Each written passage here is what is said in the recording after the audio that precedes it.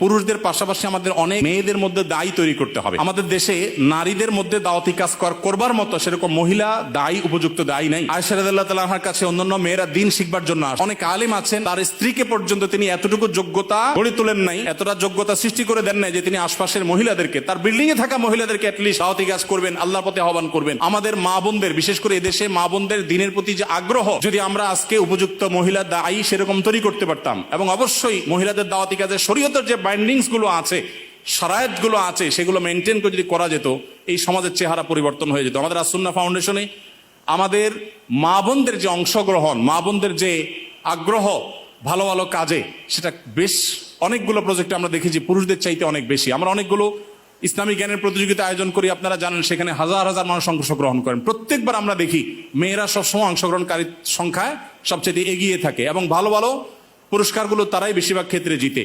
অতএব আমাদের মা বোনদের জন্য দায়ী গড়ে তোলার কাজ আমাদেরকে করতে হবে। আমাদের স্ত্রী, আমাদের বোন, আমাদের মা, তাদেরকে দিনের বেসিক বিষয়গুলো শেখাতে হবে, এবং ওলামায়ে কেরামদের তত্ত্বাবধানে তাদেরকে দায়ী হিসাবে গড়ে তুলতে হবে। আবার দাওয়াতি কাজের জন্য শরিয়ার বাইন্ডিং, শরিয়ার নীতিমালাকে লঙ্ঘন করে এক জেলা থেকে আরেক জায়গায় মাহরাম ছাড়া বা যাচ্ছে তা খুশি করে সংসার স্বামী সব ত্যাগ করে করবেন তিনি, সেই দাওয়াতের কথা আমি বলছি না। কিন্তু বেসিক দাওয়াতি কাজ আমাদের মা বোনদেরকে করতে হবে, এবং তাদেরকেও সেরকম ক্যাপাবল করে আমাদেরকে গড়ে তুলতে হবে। আল্লাহ তো আমাদের সবাইকে সে তৌফিক দান করুন।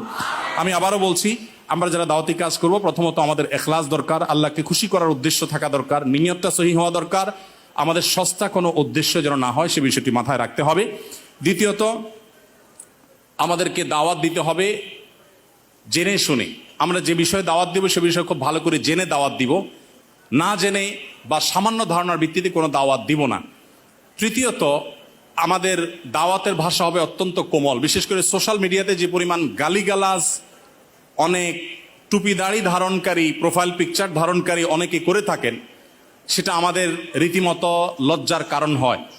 বিশেষ করে এক হুজুরের ভক্ত হয়ে অন্য হুজুরের গোষ্ঠী উদ্ধার করার সময় আমাদের মুখ দিয়ে কি বের হয় কি বের না হয় সেটা বলে আসলে শেষ করা যায় না।